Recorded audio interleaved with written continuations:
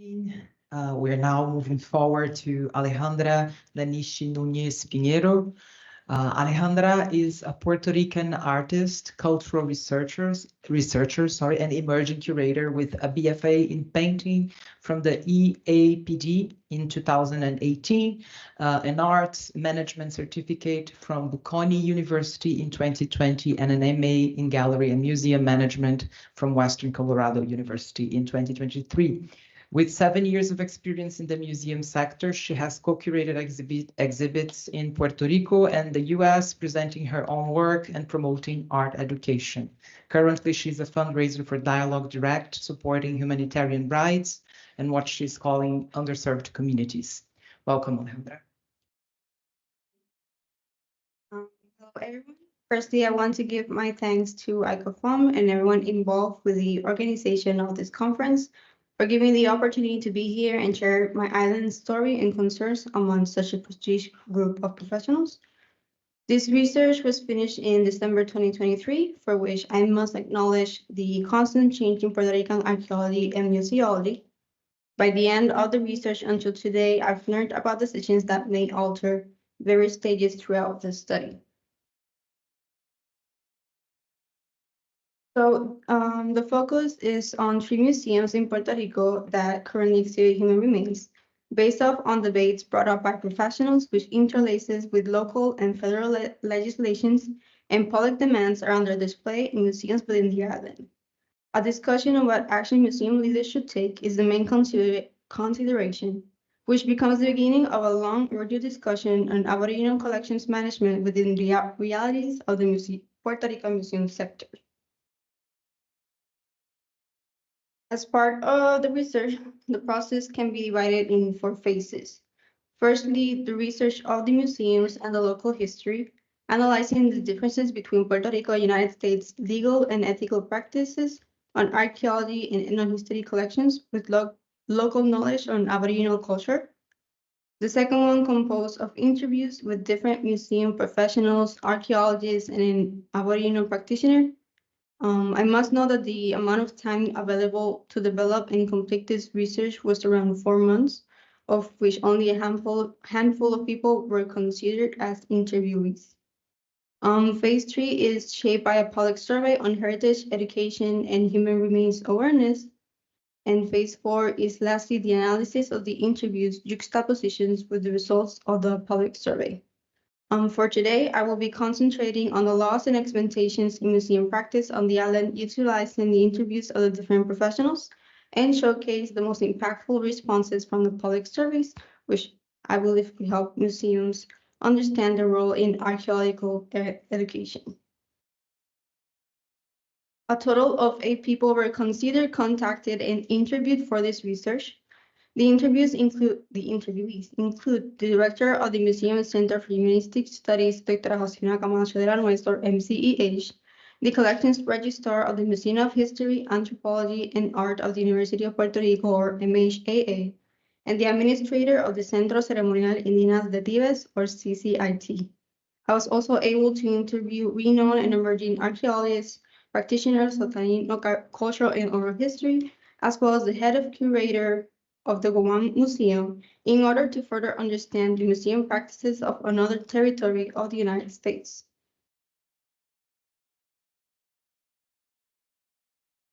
So the discussion regarding human remains of Aboriginal people on the island revolve around what I believe to be 3 main areas: the Native American Graves and Repatriation Act against Law 112 of July 20 of Puerto Rico, the generational impact regarding Aboriginal history and colonization and how the public understands and interprets this, and lastly, the moral expectations and legal standards set forth by the United States, international practices, and public pressure. So the colonial history of Native American indigenous human remains collections has forced museums to confront a myriad of moral and legal issues in the 21st century.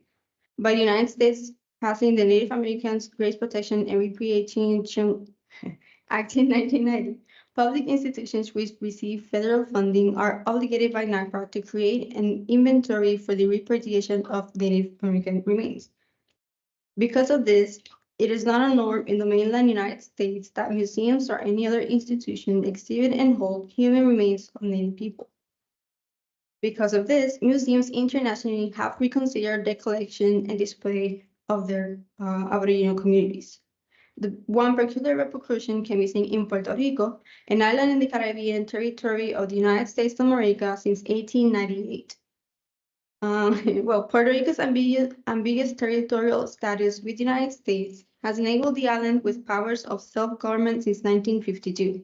Law 112 of July 20, 1988 was created to declare public utility and heritage to the people of Puerto Rico on all archaeological sites, objects, deposits found within the island, establishing certain obligations regarding excavation and construction work carried out in Puerto Rico. Many of the public archaeological collections are found through excavations made for urban development, and the found objects are subject to collection under Law 112 or by federal agency for safekeeping. But according to what I have been informed recently, they lack registration. This is because although all archaeological objects belong to the people of Puerto Rico and must remain on the island, there is no public policy for their management, which complicates their management not only for archaeologists and government agency, but also for the museum sector. Law 112 governs the generalization of archaeology and does not give specific regulations for public museum spaces. It creates a legal void when it comes to archaeology and museums within the islands, leaving human remains at risk of many international practices that do not apply or are made harder to apply within the island. The generational impact of conquest and colonization and the interpretation of the Aboriginal history has shaped and formalized the island's current identity. Having been invaded by Spain in 1492 and the United States in 1898, Puerto Rico is recognized as a nation shaped by the Taino, the African, the Spanish. Aboriginal history and presence are commonly defined as the Taino, which frequently negates the existence of previous ancestors. All the interviewed archaeologists believe that the Taino people were fighters and strongly affirm that the complete extinction of Puerto Rican natives is a colonized narrative. Fray Ramón Pané and Father Las Casas, two missionaries and chronists who came to Puerto Rico in the early years after the arrival of Christopher Columbus, narrate the Taino life, culture, and language. Their writings became the primary chronicles providing written insight of the Taino civilization during the early arrival of the Spanish Empire, becoming what formalized the academic contemporary interpretation of the Taino, to which archaeologists believe they narrate the perspective of the winner. Miguel Rodriguez believed that the public knowledge lacks this understanding and argues that there is much to be done in terms of cultural education as archaeologists keep uncovering more truth of the people who lived on the island before the Spanish conquest.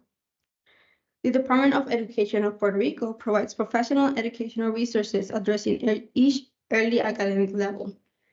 Through this, it is possible to determine the academic levels that addresses Aboriginal Puerto Rico concepts and demonstrate that the latest information about archaeological discoveries were incorporated into the academic curriculum in a span of 2 years.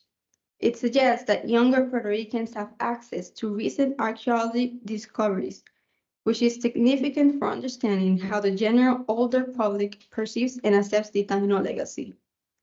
An example of the interpretation on older generations is how groups in the diaspora have been advocating for the implementation of NAGPRA on the island, but a requisite of the 1990 Act is that any nation that desires to make a claim under NAGPRA must be tied to a federally recognized nation. Puerto Rico, due to its complex history, cannot have a federally recognized nation. Ivonne Nargares stated that there is a lot of misinformation regarding Puerto Rican cultural history and affects its understanding in the diaspora, leading people to believe that there is a tangible community with an intact cultural legacy, just as we can see in Native American communities. The public survey was conducted among Puerto Rican residents and Puerto Ricans in the diaspora. The objective, to better understand the importance of informed heritage education and identify significant components that could help in the development of future museum practice regarding heritage education. The survey lasted 1 month with 32 questions divided into 4 sections. For today's presentation, I selected the responses that highlights the importance of today's discussion. I must note that the survey was created and shared through Microsoft Forms, of which it automatically created graphs and percentages of each answer. The first section focuses on the demographics of the participants. The ages ranges from 17-year-olds until 66 or more years of age. 6 professional roles were presented, and each participant was asked what was their primary area of specialization. Out of everyone, 106 have an additional area of specialization. The second section of the survey focuses on measuring heritage or cultural awareness. The first question I'm presenting to you: as participants, which is the most eminent social issue that should be addressed in Puerto Rico? Presenting the answers from most entries, to these entries we find health, quality, economy, environment, governance, crime, poverty, cultural preservation, infrastructure, and other. The fact that respondents ranked cultural preservation as the 8th most eminent issues to solve establishes the importance in promoting it. Regarding the polemical subject of Taino existence, the question the Taino people and culture became extinct after the Spanish colonization of Puerto Rico shows that 64% of respondents agree with the statement. As evident in the interviews with the archaeologists, there is a frustration with the general public's limited knowledge of the different cultures apart from the Taino. In response, a list was presented to respondents of different Caribbean Aboriginal cultures, of which most resided in Puerto Rico, according to the archaeologists. We can see the results. This was a trick question. All the presented cultures have been found on the island. The objective of the third survey section is to find out what each participant knows and thinks about Puerto Rico's heritage education. One of the more contentious issues surrounding the island's Aboriginal population is the notion of direct descendants, a notion that, in my opinion, has its roots in Native American ideology on human origins. The next question focuses on the information provided by the Department of Education, which, as I mentioned, the updated information is accessible to young students, but limited to older demographics.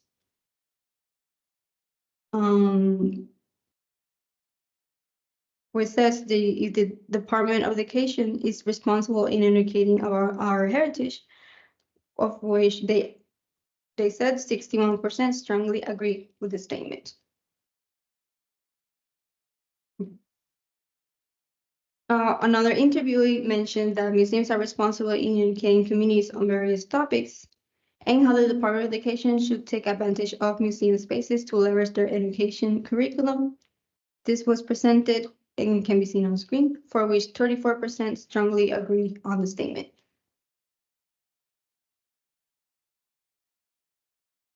I'm gonna start going pretty fast because I'm running out of time. But this is about if they believe that museums should display human remains. 43% agree. So the MCEA exhibits and hold 1 complete Salvador de body in their archaeology exhibit. The MHAA holds 7 complete human bodies, of which 5 are on display.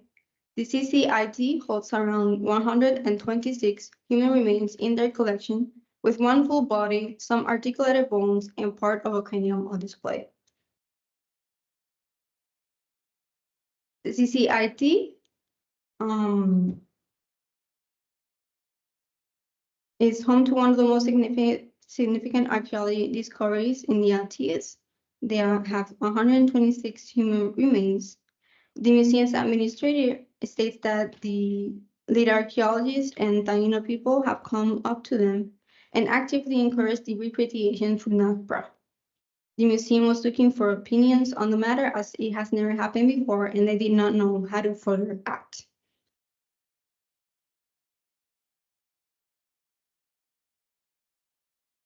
Sorry.